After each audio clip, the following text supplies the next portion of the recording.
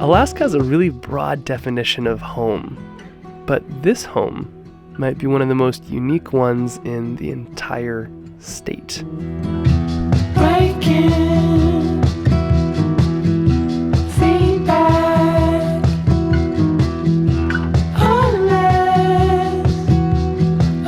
For some people this would be the dream, and for others it would be a nightmare. I guess it depends on how much you like your neighbors. But today we're going to paint the building that houses an entire town, or at least like 85% of it. This is Baggage Towers in Whittier, and if you can kind of line it up with the last sketch we made, these two will kind of go together. It's not quite looking like that. I'm using a bit of artistic license, but we're going to try to fit all of Whittier in 4 paintings. So here we go. I'm going to keep this right next to mine just so I can kind of match the colors, which is sort of how I like to do it. Let's jump in with that sky, just like last time. Nice and simple. It's basically mixing that blue. Got my good cerulean blue right here. Just mixing up a good brushful. And I'm going to put a little bit of a brush stroke on top and then just kind of pull it down with some water. Here we go. Always try to launch into that first brush stroke as fast as I can because it's always the most uncomfortable, and it's like starting a run or something. You know, you can spend a lot of time just walking until somebody breaks that barrier, and it's the same with watercolor. You just got to get that first little brush stroke in there and then you're all good. But this is a really fun one because I feel like every time I'm in Whittier, there's just this one little building just right up there in the corner. It kind of feels like the Grand Budapest Hotel a little bit to me, that Wes Anderson film, where it's got a little bit of that pink in there, and it's such an interesting thing where you think it feels very out of place, but Alaska's just such a wild spot. Things like this just sort of make sense. It's very open in that way. All right, so we've got that little kind of patch, just matching that with my other sky right there. And I'm going to go in and I'm just going to quickly add all of the light pieces here because we're going to add a lot of darkness and kind of contrast that. So that's going to be the boats, that's going to be kind of this building, these walls, maybe a roof or two. But we're going to kind of move through it, and before you know it, this building is going to pop out of the page. So while I got some of that blue just on my palette, let's go get some boats. Small Boat Harbor is a little bit further down the block, but like I said, we're condensing all of Whittier into one long panorama, which is going to be so fun. So with this, I've got some cerulean blue, and I'm just going to kind of paint in half the sides of the boats. Not necessarily all of them, probably mostly the sailboats. But by painting in kind of half, it kind of creates that illusion of brightness, which I like a lot. You can paint in whatever color you want. If you want a ton of, sailboats or something like that, that is totally fine as well. You just got to kind of pick those colors you want. Actually, that could look kind of fun. Maybe I add just a touch of those in. Let's get some maybe red or something in there. Let's get this boat red, and then maybe we'll do 2 red boats. One of my favorite things to do in Whittier too is just walk around the harbor because every boat has a different dock of origin. They all have some pretty punny names as well. But it's this wonderful mixing of sort of sea and land, and sort of the start is some really big trails and connections as well. A couple boats, and then of course we have the building itself, and the building is kind of this like yellowish tan color, and we're going to add a little bit of that in right now. You could also just make it more or less pure white. That's also totally fine. What that would look like is just taking a bit more of that blue that you've already got and just kind of adding a little bit of some shadow. You got these 2 little sections, and I loosely sketched in every single one of the windows. You don't have to. We're going to come back in and put little dots. But what I am going to do is just add just a touch of shadow with that cerulean blue here, and just a touch of shadow on this side as well. That's going to kind of give us this feeling of 3D-ness without really any work, and then just maybe a bit of water or something in there. I find with architecture, the real trick is just actually not adding too much. It's just adding just enough to make it kind of feel real, and just a little bit of shadow can sometimes be enough, although we'll add a bunch more as well. So we got our sky, got some boat shadows, and we have a little bit of a building shadow. Now let's add a roof or two. There are buildings in Whittier lots of the town's amenities are actually in this building, but there's lots of stores and restaurants and, harbor vehicles and various shops and things like that. So I'll paint in a few of those. But Whittier, just like Seward, actually got hit really hard by the earthquake and tsunami. So a lot of it is very much post-1960s because what was there has been either washed away or kind of shaken down since. That's looking great. Okay, so we got a little bit there. Super. And then these mountains behind are going to be kind of matching those colors right here. And the idea is actually going to be, we're going to kind of paint most of this in, and then we're going to add a lot of blue and kind of these nice dark greens behind, and it's going to just lift this painting right out in a really neat way. We're going to kind of wait until things are just a little bit more dry, but it does mean that we might want to add the top of this building right here. Just doing a little test to see if it's still dry. It's dry enough. Moving some of the paint around, but that's going to be okay. So let's add the top of this building first, and that's going to be kind of a nice royal blue, but it's not dark, it's kind of light, especially because we're going to put some dark blues behind it. So it might be just like a little bit of dark blue, but you can always lighten colors up by just adding a little bit of water like this. There you go. The more water you add, the more of that paper kind of shines through and the lighter it becomes. I'm just going to add a little bit of that blue right to the top here. Got those little kind of bear ears almost. I'll make sure to get those in there. Probably not getting the perfect color, but it's just really about the shade and the shape. We're just going to kind of top that up. Like I said, it kind of gives off Grand Budapest Hotel vibes. And there's actually a touch of pink as well on the sides if we want to add those. They're mostly on like the very edges. I wonder if you can actually see it full on. But we'll just take that touch of red that maybe you added to some of your boats. Just like that. And we're just going to just barely put it right on the edge there. That's, I think, about as much as there is that you can see from the front, but it's enough. Oops, should have checked how wet my edges were. You can see already kind of bleeding in, but that's okay.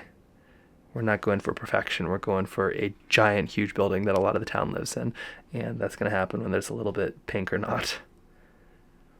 Perfect. Okay, that's looking really good. There's only a few more things we have to do before things kind of start to dry off a little bit.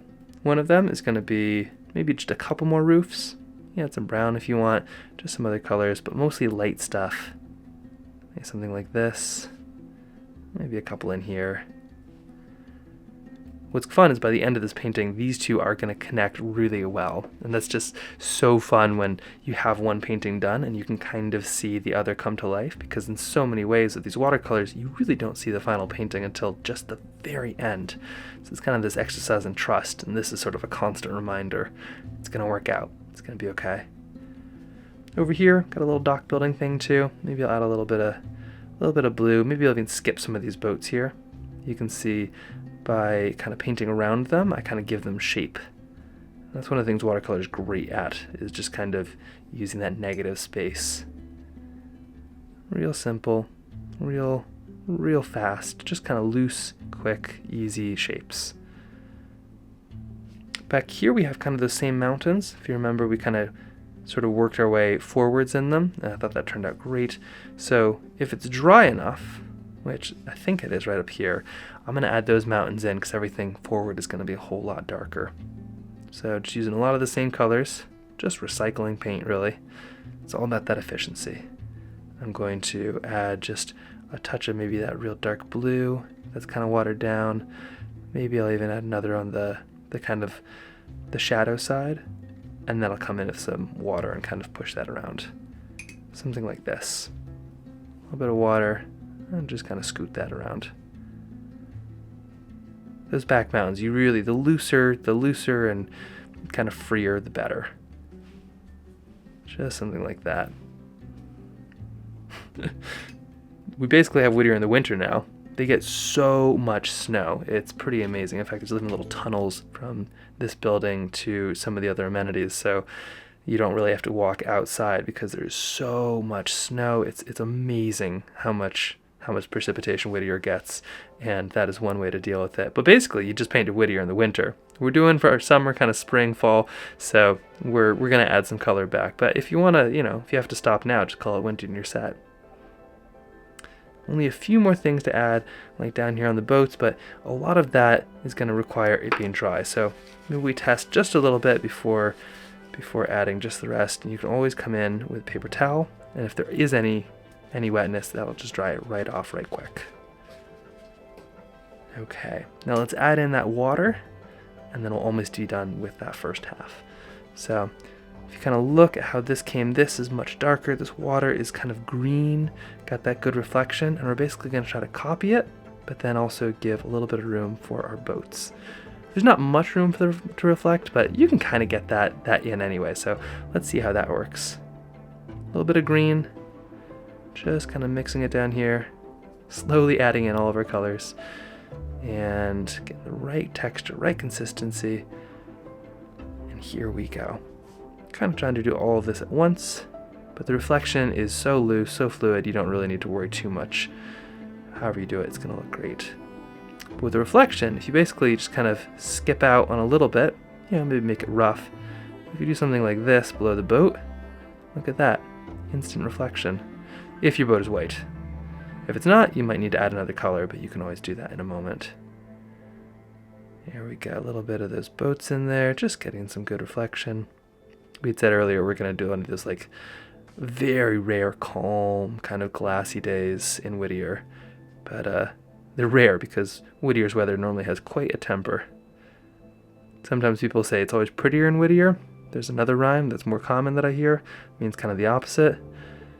But they're both great. Okay, that's looking great. Now let's add maybe just a touch of blue to the top, just to get that reflection in while it's still wet. Just right there, just letting the water do its thing. Nice and easy. If you want, you can even kind of add just a bit right below those boats where there's going to be some shadow. So something like that. Feels kind of strange painting in green, but it will all work out because of how these line up, you'll see. And then if you have any boats that are different colors already, you could always add just a touch of red or something in those reflections to really kind of showing through. You can even go on top of green, that's fine. But you see, just a little bit like that, a little bit like that. Kind of a fun reflection. Nice and easy. And while that dries, it might be time to talk about architecture in Alaska. Alaska is no stranger to odd and different architecture. And it can really be for a bunch of different reasons. Sometimes it's out of necessity. After all, this is one of the most brutal climates on Earth, between weather and isolation and everything else that the state can throw at you. You really just need something that'll work. And sometimes it's just because nobody's there to judge you. It turns out that being in the middle of nowhere with no building permits or neighbors leads to some pretty strange stuff. But here in Whittier and the Kenai Mountains-Turnagain Arm heritage area, you find kind of a mix of both. I mean, imagine traveling through some of these most remote coastlines on Earth and arriving to see something that looks straight out of a Wes Anderson film. There were 2 of these tower blocks. Only one is occupied now, the other's kind of in ruins, but it is such a great example of just Alaskan architectural ingenuity, which is just making something that works. Baggage Towers has 14 floors. It's more or less a self-sufficient building because of winter and storms. If you get snowed in, you can basically find everything you're looking for. There's a post office, there's a church, there's an Airbnb on a few of the floors, and there's a conference room, a general store, a school, even a playground, and tunnels that take you to the rest of everything. It's a little bit like a giant beaver lodge, kind of. But not only is it built to keep you cozy in some of this brutal Whittier weather, but also it's built to survive earthquakes. These are actually several different towers that are created with gaps in between them to allow for movement. And this was built before the 1964 earthquake. In fact, Whittier had some substantial damage, just like Seward, but this tower is still up even after some big renovations. But for me, it's really just a great example of the fact that there's a million ways to live in Alaska. Even though this state has some of the most extreme extremes out there, big problems just require creative solutions. And when you look, you start to see them everywhere. Well, I don't know about you, but I am ready to move in. But first, let's paint the place. So we have our boats, we've got our semi-painted kind of building here, and then we've got all these mountains to kind of fill in. We're going to kind of start with this little section right here and then bounce around. So I'm going to start with right up here. There's a few trees, but mostly it's just kind of, general buildings and stuff like that. We're kind of foreshortening everything, which sometimes I do in the field. And I'm just going to start with a little bit of yellow. We're ultimately going to make a green out of it, so if it gets like a messy yellow, that's okay. I'm just going to add a little bit over here, kind of connecting to what we've already done before. So if you made that red or green or blue or whatever, you can fix that now. Or by fix it now, I mean just keep going, keep on keeping on. It's not a mistake if it's art. Okay, a little bit more yellow, and then let's add some greens in there. Just piecing it together. It's hard to get everything into a sketch, but you can still pack a ton in if you don't try to get everything into the sketch. It's kind of that looseness is what we're aiming at. A little bit more green, and then we'll kind of move to a few other colors. Perfect. Maybe some blues, purples, your call. Something kind of darker, maybe a little bit more pungent down here. I'm gonna start with just matching these two ends. There we go. That's good for me. Maybe a bit more. And then once I do that, I can kind of go wherever I want. Total freedom. Could do red, whatever, anything. I think I'm gonna lean into some purple. I think there's a lot of purple in Alaska, even if you realize it or not, but the shadows, like it's one of those colors that I feel like every place kind of has its tones, and I do actually see a lot of purple in Alaska, even though there's very few purple things. Okay, a little bit of that purple down here, just quickly moving through and filling it all in while it's still wet. Whatever you're sketching is going to turn out great. It's kind of procrastinating at this point in the sketch. That's the hard part. Maybe add a few lines in here for some of those buildings. Just giving the illusion of some stuff. Something like that. Doesn't need to be too fancy. That's going to be great. Maybe even a tiny bit more down there just to really carve out those boats. Because soon we're going to be carving out that building. Well, this one, not this one. There we go. That's a little bit darker blue, a little bit indigo, and call that a foreground. Voila. One of the last things, if you want to kind of add in this little section here, is just grab something a little darker, maybe an indigo, maybe a dark blue, and kind of going and just touching right at the base while everything is still wet. And that will kind of flow up and give some really interesting textures and kind of some separation between those layers. Doesn't take too much to do, so you don't want to overdo it, but just a bit here and a bit there does really well. You can even add a tiny bit below your boats as well. Just kind of shows where everything rests. Easily done, but it makes a big difference. Even a little bit up here maybe. Perfect. Just a bit of a, cacophony. I love how things kind of like merge into a single texture, but our main focus is right up here. And one of the first things we're going to do is fill in some of these mountains. This one right here, if I'm following those textures, is going to be nice and blue, very nice and dark. So I'll probably add in this one first, and then kind of get sort of dark down here, kind of following that Alaskan sort of rainbow, where you get almost the yellow and then the green and then maybe the brown and then the purple. So if you're ready, let's dive into that. A little bit of yellow just to kick things off. Just adding it right to this kind of mountaintop.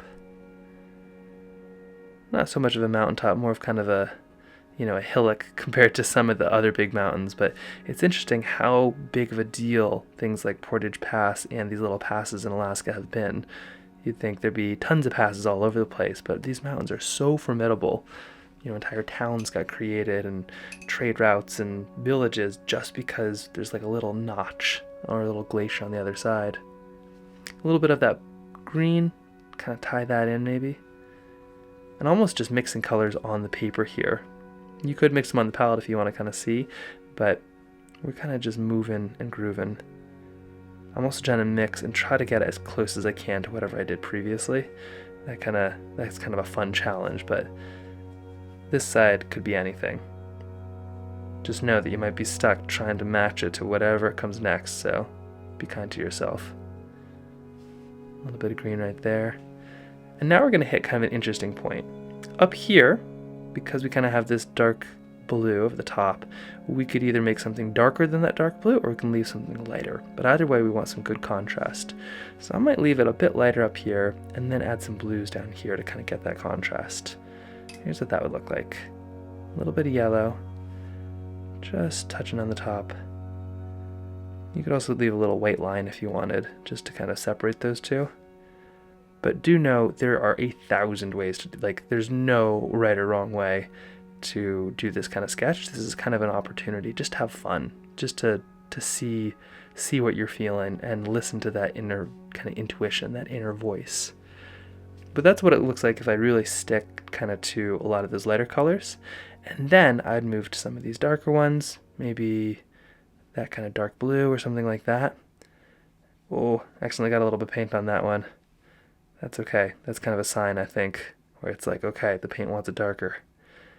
And then if I add some of those darker colors down here, and then while it's still all wet, I can create a nice edge with those kind of ground layers, but then also it's wet enough that it's going to create these wonderful kind of blooms and movement up there. Let's try that on the other side. A little bit of blue, something like that, just to get that lovely edge that's just going to get everything to pop. Such a cool technique. You can use it in basically anything. And then I'm going to come in with some purple just to match whatever I had going on there. One of the favorite parts about kind of little panoramas like this is just you have to pay attention to the place, but then you also have to pay attention to your other painting, which is this really fun kind of almost like a guessing game sometimes. How did I make that again? Just like that, and boom. Lovely. Maybe a bit more purple up here, and you can kind of see it's still all wet. It's still just going to flow around, but we still have that lovely bit of contrast with this really cool building, which must get some of the coolest views for an apartment building, in Alaska. Okay, a little bit right there. Touch of water just to encourage some of that mixing. And there we go. Perfect. That looks lovely. Little bit of chaos, but then as that dries, it's going to give us everything we're looking for. If we wanted to, we could launch right into this piece, but I'm going to wait until this is just a touch drier so that I can really add that blue and not have it just mix right into this mountain. I kind of want this a little bit separated. While we're waiting though, let's add some of those last little details that are going to bring this together. I'm going to grab a bit of indigo, I think, but dark blue, purple, whatever you got will work well for those windows. Honestly, a little bit of everything here, mixing it all on the palette. And I'm going to add just a few of them, but I'm going to make sure that it's not too dark. I don't want these things to feel like, bullet holes or something. I really want them to feel like part of the building. So I don't want it too much darker than even this part up here. So here we go. A little bit of just a couple of these, and they're not going to be perfect squares. I'm just kind of following just a few of them, maybe a row up top, a row below. And honestly, I would almost advise not doing every single one of them, because if you kind of just gesture at what these windows are, then if you miss one, it's not quite as noticeable. If you just do a few of them, then it kind of feels more like an impression. But if you do every single window and you miss one of them, it like leaps out like a sore thumb. So I'm just going to do a few of them there, a you got kind of some combo of windows and sketch lines and all of that, it's going to look great.